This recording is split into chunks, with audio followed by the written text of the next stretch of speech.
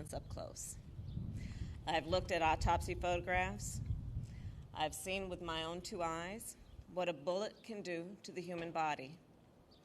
I've held hands with the hands of parents who have lost a child.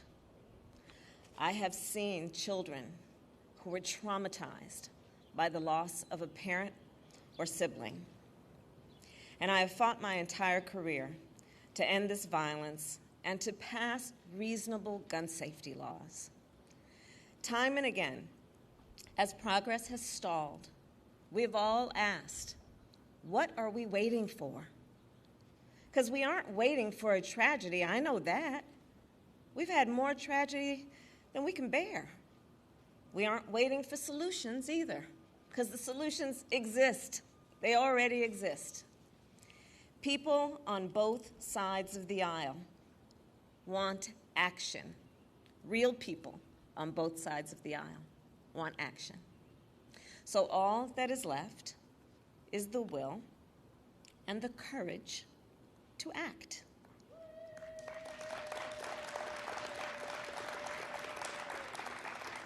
And President Joe Biden has the will and the courage to act.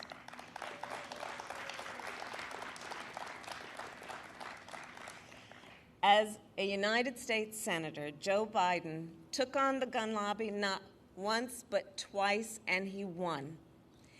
In 1993, he worked to pass the Brady Handgun Violation Prevention Act. This law established a background check system and has kept more than 3 million firearms out of the hands of dangerous people. A year later, he worked to pass another law to ban assault weapons and high-capacity magazines for 10 years. And as Vice President, Joe Biden led the Obama-Biden administration's efforts to reduce gun violence. In fact, we were just reminiscing that he and I talked back then about his work, because I was Attorney General at the time of California. And his work resulted in nearly 24 actions, from narrowing the gun show loophole to expanding funding for mental health services. And as you will hear in a moment, President Joe Biden is a leader with great will, great determination, and even greater empathy. He has seen the grief of all of those who have lost a loved one to gun violence. It is for them, for all of us, that he will never, ever give up on this fight. And it is now my great honor to introduce the President of the United States, Joe Biden.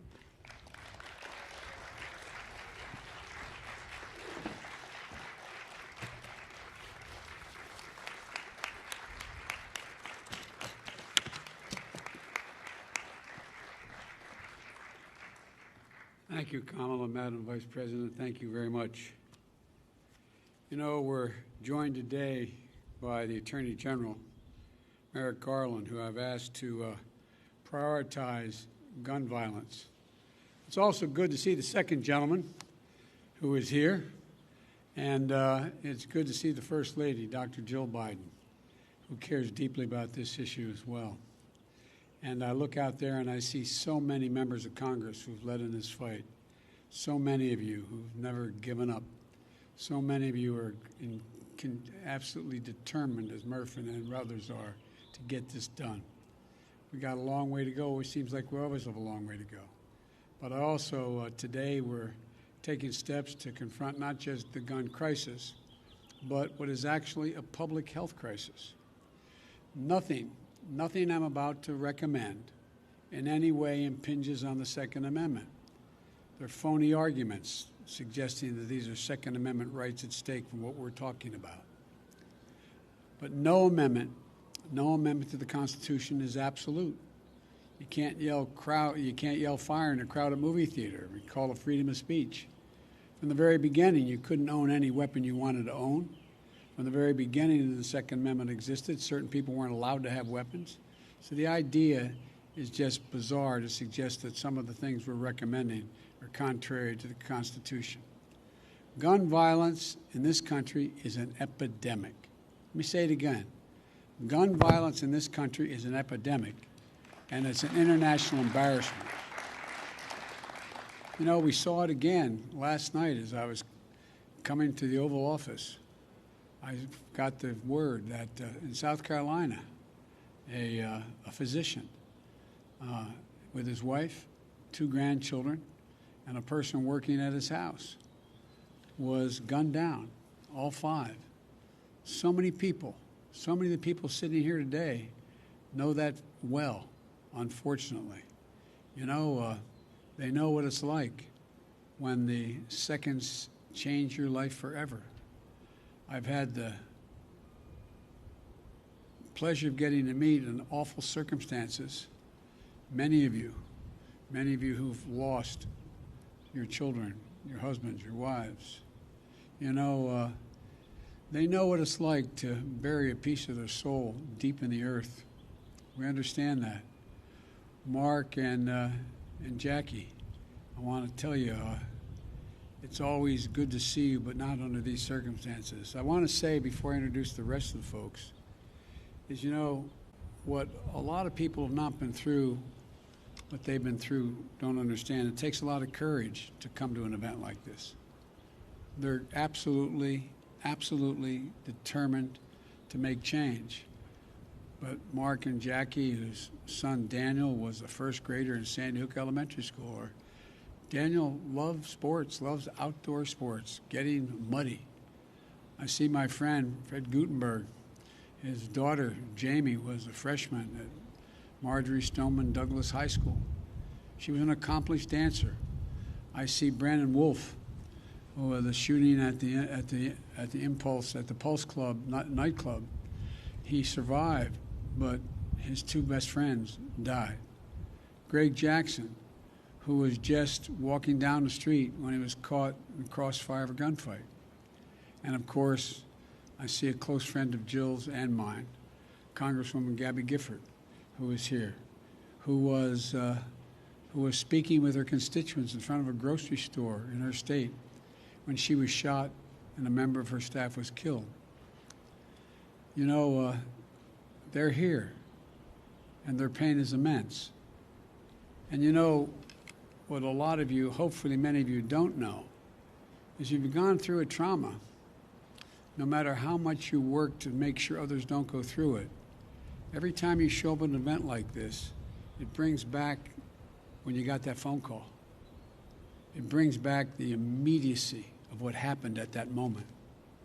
So I genuinely mean it. Thank you. Thank you for having the courage to be here, the courage to continue this fight. Senator Blumenthal understands it. A lot of the folks out here understand it. But it takes real courage, so thank you. To turn pain into purpose and demand that we take the action that gives meaning to the word enough. Enough, enough, enough. Because what they want you to know, what they want you to do is not just listen. Every day in this country, 316 people are shot every single day. 106 of them die every day. Our flag was still flying at half staff for the victims of the horrific murder of 8 primarily Asian American people in Georgia, when 10 more lives were taken in a mass murder in Colorado. You probably didn't hear it, but between those 2 incidents, less than 1 week apart, there were more than 850 additional shootings. 850 that took the lives of more than 250 people and left 500 injured. This is an epidemic, for God's sake, and it has to stop. So I'm here to talk about 2 things. First, the steps we're going to take immediately. And second, the action that needs to be taken going forward to curb the epidemic of gun violence. I asked the Attorney General and his team to identify for me immediate, concrete actions I could take now without having to go through the Congress. And today I'm announcing several initial steps my administration is taking to curb this epidemic of gun violence. Much more need to be done, but the first, want to rein in the proliferation of so-called ghost guns. These are guns that are homemade, built from a kit, that include directions on how to finish the firearm. You can go buy the kit. They have no serial numbers, so when they show up at a crime scene, they can't be traced. And the buyers aren't required to pass a background check to buy the kit, to make the gun. Consequently, anyone from a criminal to a terrorist can buy this kit in as little as 30 minutes, put together a weapon. You know, I want to see these kits treated as firearms under the Gun Control Act, which is going to require that the seller and manufacturers make the key parts with serial numbers and run background checks on the buyers when they walk in to buy that package. The second action we're going to take, back in the year 2000, the Bureau of Alcohol, Tobacco, and Firearms released a report on its investigations of firearms trafficking in America. The report was of pivotal value. It was an important tool for policymakers when I was in the Senate and beyond, at all levels, to stop firearms from being illegally diverted into dangerous hands. Today, with online sales and ghost guns, times and trafficking methods have changed, and we have to adjust. We also have to ask the Justice Department to release a new annual report. This report will better help policymakers address firearms trafficking as it is today, not what it was yesterday. The third change, we want to treat pistols modified with stabilizing braces with the seriousness they deserve. A stabilizing brace shook in a pencil essentially makes that pistol a hell of a lot more accurate than a mini rifle. As a result, it's more lethal, effectively turning it into a short-barreled rifle. That's what the alleged shooter in Boulder appears to have done. I want to be clear that these modifications to firearms that make them more lethal should be subject to the National Firearms Act. The National Firearms Act requires that a potential owner pay a $200 fee and submit their name and other identifying information to the Justice Department, just as they would if they went out and purchased a silencer for a gun. Fourthly, during my campaign for president, I wanted to make it easier for states to adopt extreme risk protection order laws. They're also called red flag laws, which everybody in this lawn knows, but many people listening do not know. These laws allow a police or family member to petition a court in their jurisdiction and say, I want you to temporarily remove from the following people any firearm they may possess because they're a danger and a crisis. They're presenting a danger to themselves and to others. And the court makes a ruling. To put this in perspective, more than half of all suicides, for example, involve the use of a firearm. But when a gun's not available, an attempt at suicide, the death rate drops precipitously. States that have red flag laws have seen the reduction in the number of suicides in their states. Every single month, by the way, an average of 53 women are shot and killed by an intimate partner. I wrote the Violence Against Women Act. It's been a constant struggle to keep it moving. We know red flag laws can have significant effect in protecting women from domestic violence. And we know red flag laws can stop mass shooters before they can act out their violent plans. I'm proud, excuse the point of personal privilege we used to say in the Senate, I'm proud that the red flag law in my home state of Delaware was named after my son, Attorney General Beau Biden, our son, excuse me, Joe, who proposed that legislation back in 2013. I want to see a national red flag law and legislation to incentivize states to enact their own red flag laws. Today, I asked the Justice Department to publish a model red flag legislation so states can start crafting their own laws right now. Just like with background checks, the vast majority of the Americans support these extreme risk protection order laws. and it's time to put these laws on the books and protect even more people. The Attorney General will have more to say about this in a moment. Additionally, we recognize that cities across the country are experiencing historic spikes in homicides, as the law enforcement can tell you. The violence is hitting black and brown communities the hardest. Homicide is the leading cause of death of black boys and men ages 15 to 34. The leading cause of death. But there are proven strategies that reduce gun violence in urban communities. And there are programs that have demonstrated they can reduce homicides by up to 60% in urban communities. But many of these have been badly underfunded or not funded at all of late. Gun violence in America, for those of you who think of this from an economic standpoint listening to me, estimated to cost the nation $280 billion, let me say it again, $280 billion a year. You say, how could that be, Joe? Hospital bills, physical therapy, trauma counseling, legal fees, prison costs, and the loss of productivity. Not to mention the psychological damage done to the children who live in these cities, watching this happen, knowing someone it happened to. This gun violence in their neighborhood is having profound impact on our children, even if they're never involved in pulling the trigger or being the victim of on the other side of a trigger. For a fraction of the cost of gun violence, we can save lives, create safe and healthy communities, and build economies that work for all of us, and save billions of American dollars. In the meantime, much of it, as Senator Cicilline knows, is taxpayer money.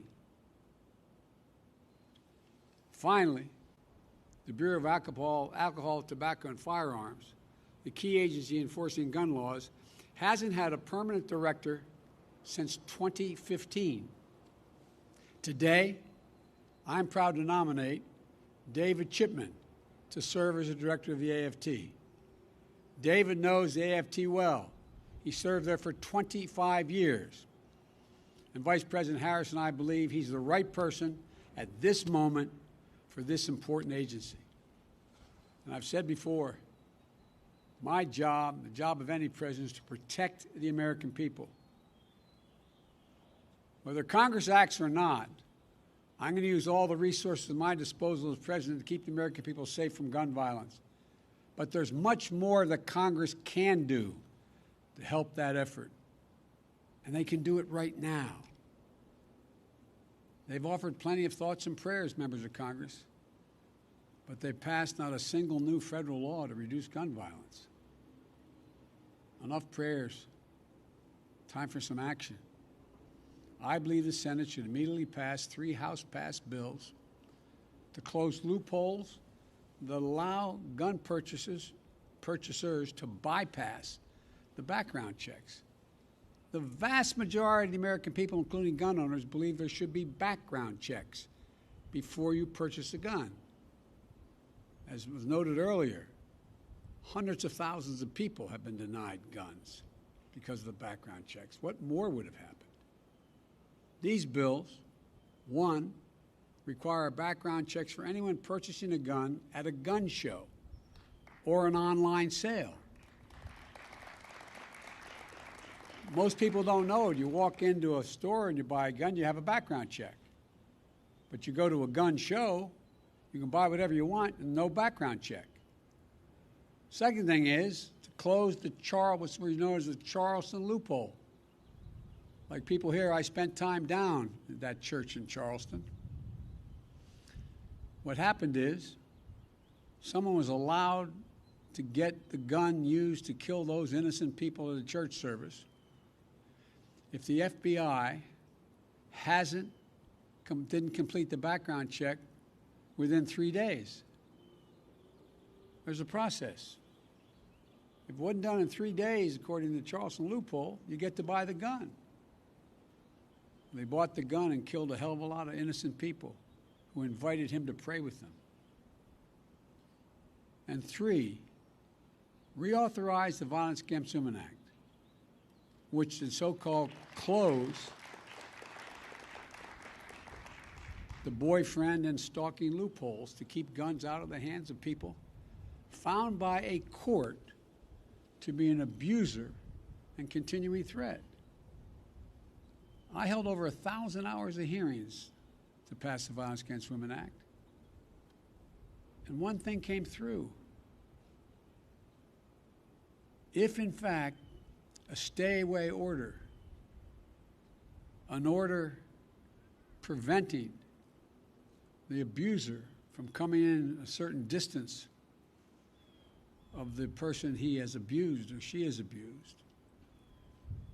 And now, the idea that they can own a weapon when they have a court order saying they are an abuser, these are some of the best tools we have right now to prevent gun violence and save lives. But all these bills, they had support of both Democrats and Republicans in the House. And universal background checks are supported by the vast majority of the American people. And I might add, the vast majority of responsible gun owners. So let me be clear. This is not a partisan issue among the American people. This is a view by the American people as an American issue. And I'm willing to work with anyone to get these done. And it's long past time that we act. Now, I know this has been a hobby horse of mine for a long time. Got it done once. We should also ban assault weapons and high-capacity magazines in this country. For that 10 years we had it done, the number of mass shootings actually went down. Even law enforcement officials have told me and told other champions of this legislation they sometimes feel outgunned by assault weapons with large capacity magazines. There's no reason someone needs a weapon of war with 100 rounds, 100 bullets that can be fired from that weapon. Nobody needs that. Nobody needs that. We got that done when I was a United States Senator. It wasn't easy going up against the gun lobby, but it saved lives. And we should also eliminate gun manufacturers from the immunity they receive from the Congress. You realize, again, the people here, because they're so knowledgeable on here in the Rose Garden, but what most people don't realize, the only industry in America, a billion-dollar industry, that can't be sued, has exempt from being sued, are gun manufacturers. Imagine how different it would be had that same exemption been available to tobacco companies who knew and lied about the danger they were causing, the cancer caused and the like. Imagine where we'd be. But this is the only outfit that is exempt from being sued. If I get one thing on my list, the Lord came down and said, Joe, you get one of these, give me that one. Because I tell you what, there would be a come to the Lord moment these folks would have real quickly. But they're not. They're not. They're exempt. I know that the conversation about guns in this country can be a difficult one. But even here, there's much more common ground than anyone would believe. There's much more common ground. Everything that's being proposed today is totally consistent with the Second Amendment. And there's a wide consensus behind the need to take action.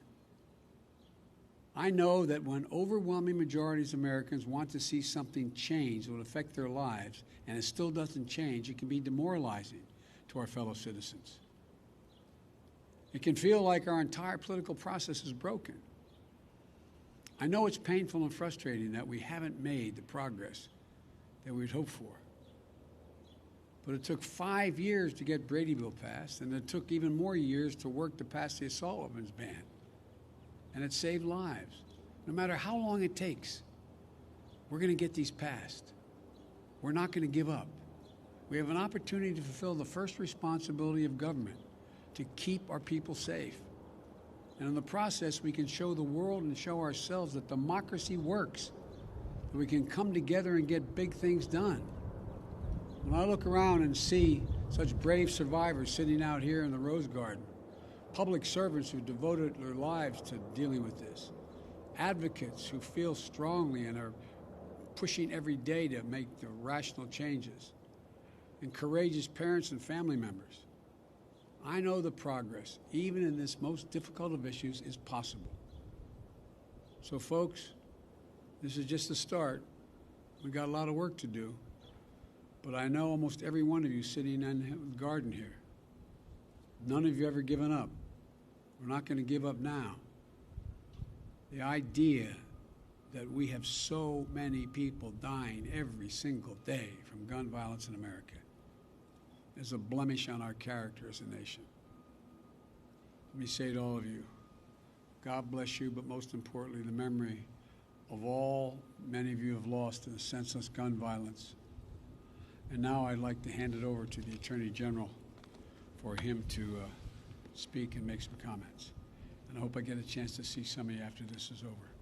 Thank you, thank you, thank you.